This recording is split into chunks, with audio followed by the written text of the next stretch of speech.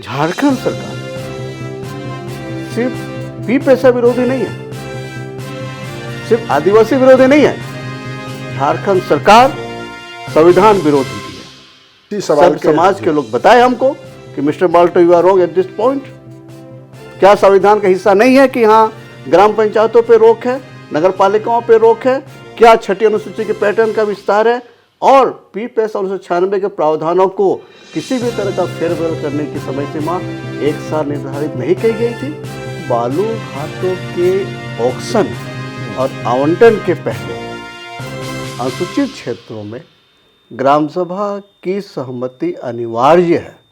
नमस्कार दोस्तों, मैं हूं श्याम सुंदर और एक बार फिर मैं झारखंड की राजधानी रांची में मौजूद हूं और यहां आने की वजह एक बार फिर पुरानी है। Provisions of Panchayat extension to scheduled areas, ये कानून 1996 में संसद से पास हुआ और देश के 10 राज्यों में ऐसे क्षेत्र हैं जहां ये कानून लागू होना चाहिए, लेकिन झारखंड में अभी तक ये कानून लागू नहीं हुआ है क्योंकि सरकार इस कानून के नियम नहीं बना पाई है। मामला झारखंड हाई कोर्ट में भी है। झारखंड हाई कोर्ट ने कई तरह की पाबंदी अनुसूचित क्षेत्रों में लगाई हुई है और इस पूरे मसले पर लगातार जो काम कर रहे हैं वो शख्स हैं विक्टर माल्तो, जो इस वक्त मेरे साथ मौजूद हैं, जिन्होंने अभी एक नेशनल वर्कशॉप रांची में इस मुद्दे पर ऑर्गेनाइज कराई। विक्टर माल्तो साहब, जो अभी हम लोग अखबारों में पढ़ रहे थे कि हाई कोर्ट ने जो बालू उठाने पर रोक लगाई हुई है उसको हटाने से मना कर दिया है। सरकार ये चाहती है कि वो रोक हट जाए। आपके ऊपर ये आरोप लगता है कि आप विकास विरोधी हैं। अगर बालू नहीं उठेगा तो सरकार को रेवेन्यू नहीं मिलेगा, बालू नहीं उठेगा तो निर्माण का काम नहीं होगा, वगैरह वगैरह। क्या कहेंगे? देखिए, हम पहले भी कह चुके हैं कि हम संविधान के साथ हैं। माननीय झारखंड उच्च न्यायालय ने बालू घाट के आवंटन और लघु खनिज संपदाओं पर जो रोक लगाया है उसका आधार है पी पैसा 1996 की धारा 4K और 4L, जिसमें यह व्यवस्था दिए गए हैं कि बालू घाटों के ऑक्शन और आवंटन के पहले अनुसूचित क्षेत्रों में ग्राम सभा की सहमति अनिवार्य है। चूँकि अभी तक झारखंड सरकार ने ग्राम सभाओं के संरचना पी पैसा अधिनियम की धारा 4M तक नहीं कर पाई है, इससे माननीय हाईकोर्ट ने रोक लगाई है। जी, और लेकिन झारखंड सरकार ने ये बार बार कहा है कि वो इस कानून को लागू करने के लिए बहुत सीरियस है, उस पर लगातार डिस्कशन करा रही है। सरकार ने भी एक वर्कशॉप का आयोजन किया था जिसमें आपको भी इनवाइट किया गया था और भी कार्यकर्ताओं को इनवाइट किया गया था। तो क्यों आप सरकार को थोड़ा समय नहीं दे रहे हैं?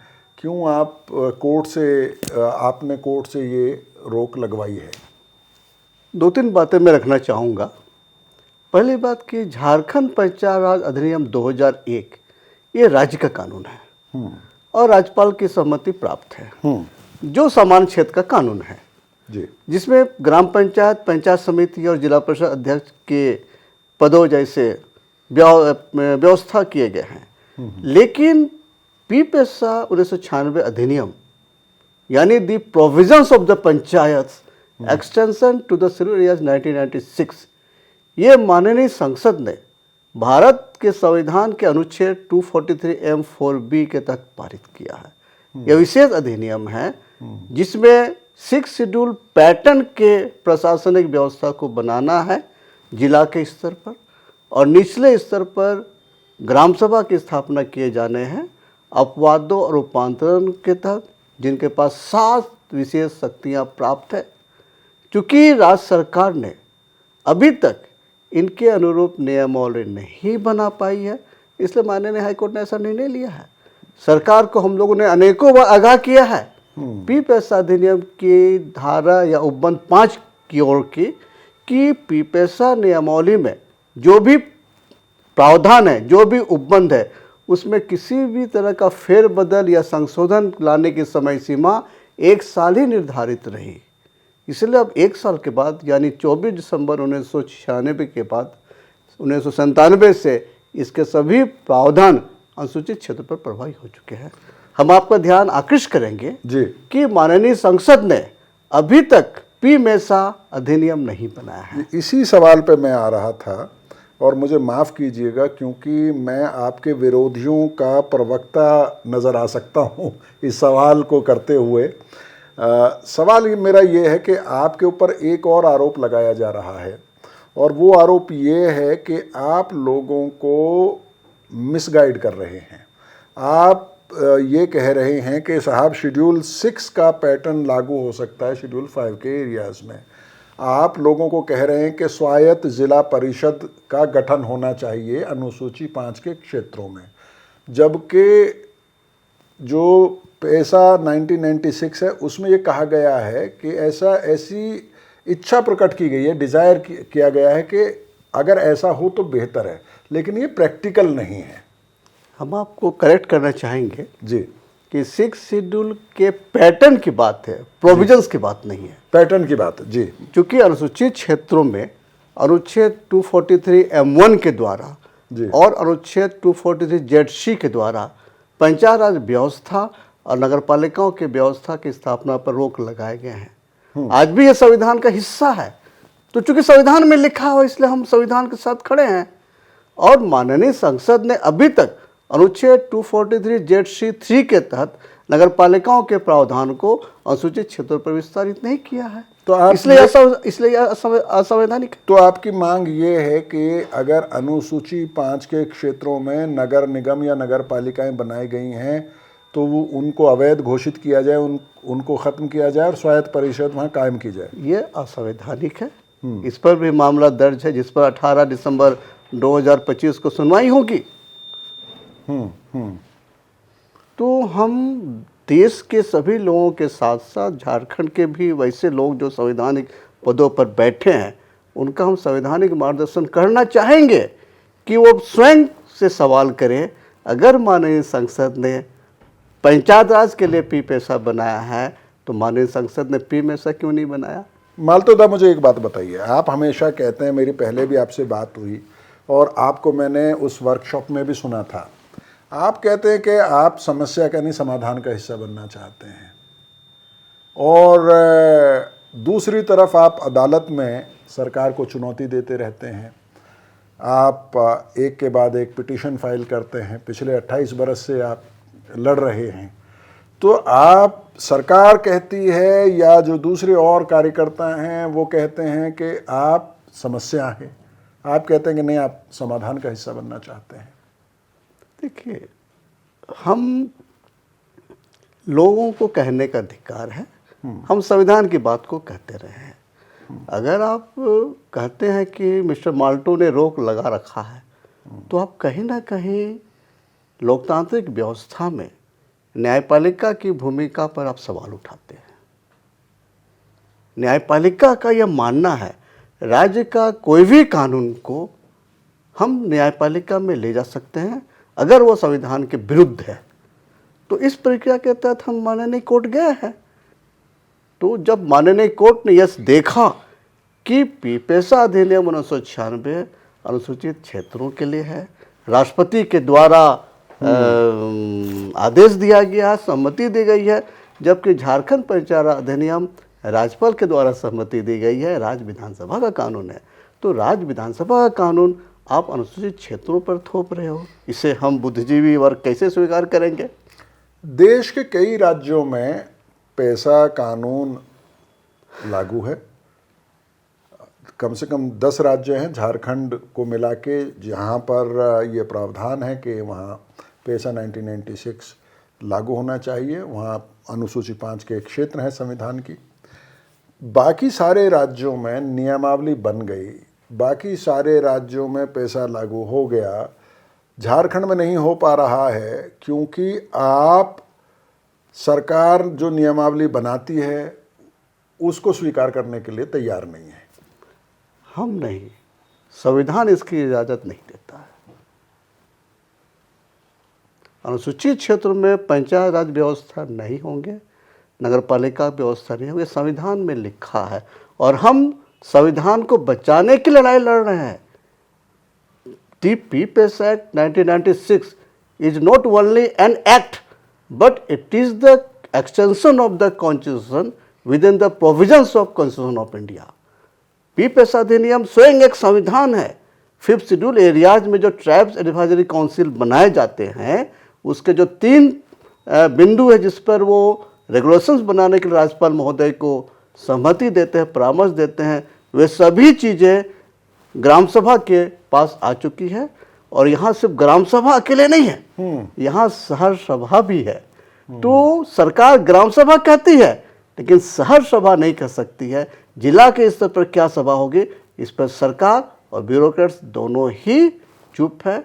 सरकार को यह हमारा दावा है, किसी भी 10 अनुसूचित क्षेत्र वाले राज्यों में संसदीय अधिनियम पीपीएस एक्ट 1996 प्रावधान लागू नहीं है। यहाँ तक कि ग्राम सभा का भी गठन ठीक से नहीं हुआ है और ना ही जिला के स्तर पर 6ठी अनुसूची के पैटर्न पर पंचायतों की प्रशासनिक व्यवस्था किए गए हैं। अच्छा,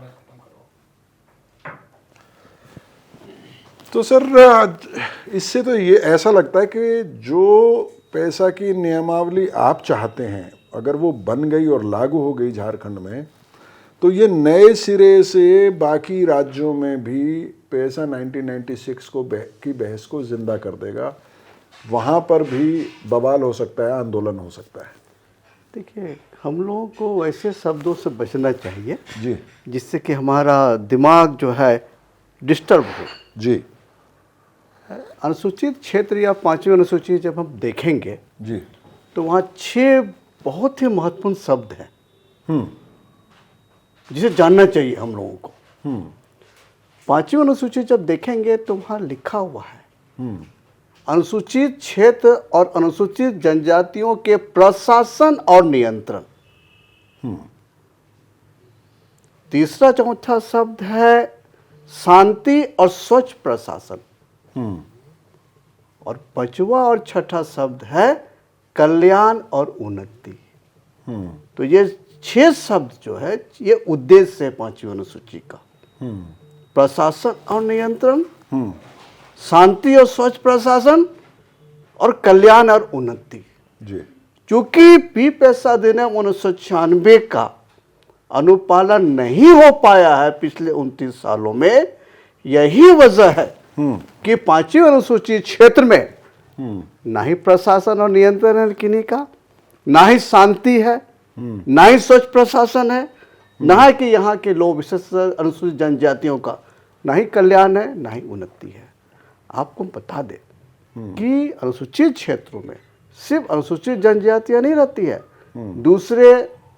दूसरे गैर अनुसूचित जनजाति लोग भी रहते हैं। तो ये भी एक डर बताया जाता है सर। नहीं। आपने मुझे अगले सवाल की तरफ आप ले गए खुद ही कि जो अनुसूचित क्षेत्र हैं, अगर वहाँ पर पैसा नियमावली जैसी आप चाहते हैं वैसी तैयार हो जाती है, तो जो गैर आदिवासी है उसका क्या होगा? क्योंकि आप पारंपरिक ग्राम सभा की मांग कर रहे हैं। जी नहीं, जी, जी नहीं, जी नहीं, जी देखिए, आपको हम करेक्ट करना चाहेंगे कि अभी जो पंचायत राज व्यवस्था है उसमें जितने भी अध्यक्ष के पद हैं जी, वो अनुसूचित जनजातियों के लिए आरक्षित है अभी के अनुसार। उसमें जो गैर अनुसूचित जनजाति है अनुसूचित क्षेत्रों में, उनका प्रतिनिधित्व शून्य है। लेकिन जब हम स्वायत्त परिषद बनाएंगे जी, उसमें उनकी आबादी के अनुसार स्वायत्त परिषद में उनका प्रतिनिधित्व होगा।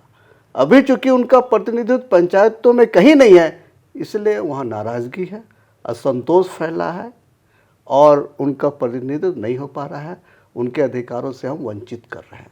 जब गैर अनुसूचित जनजाति लोग स्वायत्त परिषद में आएंगे, यहाँ ग्राम सभा बनेगा, उसमें आएंगे, तभी यहाँ शांति और स्वच्छ प्रशासन होगा, कल्याण और उन्नति सबों का होगा।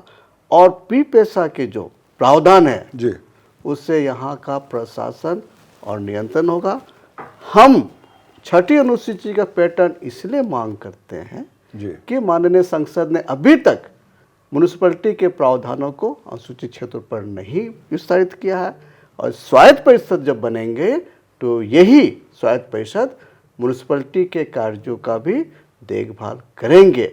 और यही कारण है कि माननीय संसद ने आज तक अनुच्छेद 243 ZC3 के अनुपालन में या उसके तहत म्यूनिसिपैलिटी का विस्तार अनुसूचित क्षेत्र पर नहीं किया।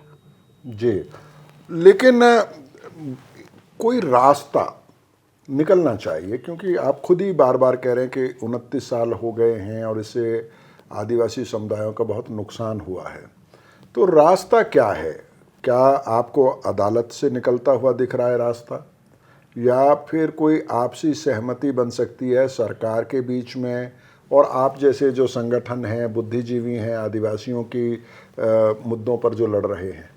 देखिए, ये सिर्फ आदिवासी समाज का नुकसान नहीं है, ये संविधान की अनदेखी है, ये माननीय संसद का अपमान है, राष्ट्रपति महोदय की अनदेखी है।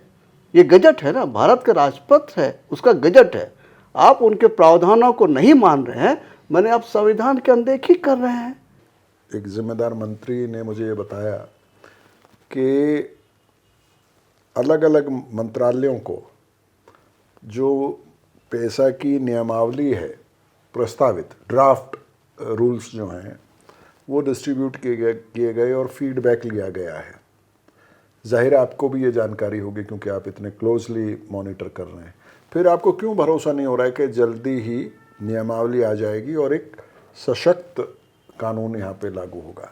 इस बिंदु पर झारखंड सरकार सिर्फ पी पैसा विरोधी नहीं है, सिर्फ आदिवासी विरोधी नहीं है, झारखंड सरकार संविधान विरोधी भी है। झारखंड सरकार भारत के संविधान के 2 प्रावधानों का अपमान कर रही है। क्या आदिवासी के लिए बने कानून को आदिवासी अनुपालन कराने के लिए माननीय न्यायपालिका में जाएगा? यह हमारा सवाल है।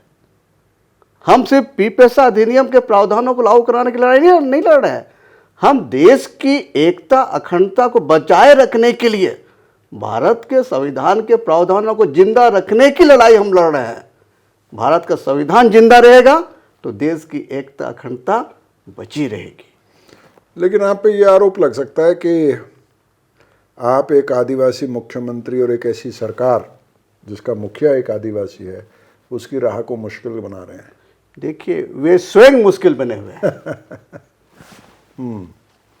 हम तो कहा ना, अगर संविधान में लिखी बातें हमारी बातों से मैच नहीं कर रही है, सरकार बताए, इसी सवाल के समाज के लोग बताए हमको कि mister Malto you are wrong at this point. क्या संविधान का हिस्सा नहीं है कि हाँ ग्राम पंचायतों पे रोक है, नगर पालिकाओं पे रोक है? क्या छठी अनुसूची के पैटर्न का विस्तार है? और पी पैसा 1996 के प्रावधानों को किसी भी तरह का फेरबदल करने की समय सीमा 1 साल निर्धारित नहीं की गई थी?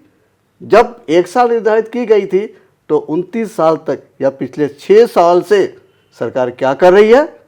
मैंडेमस ऑर्डर आया, अवमानना याचिका के तहत सरकार को नोटिस हुई, हर डेट पर सरकार अनकंडीशनल एपोलॉजी मांगती है।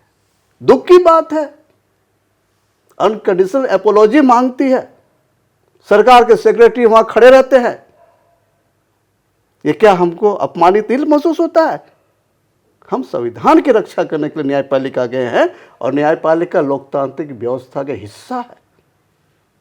लोकतांत्रिक ढंग से हम वहां गए हैं, शालीनता के साथ गए हैं, न्यायपालिका सम्मान करते हैं। हम समाज को पढ़े लिखे लोग ही बचाते हैं, समाज को भ्रष्ट लोगों से खतरा नहीं है।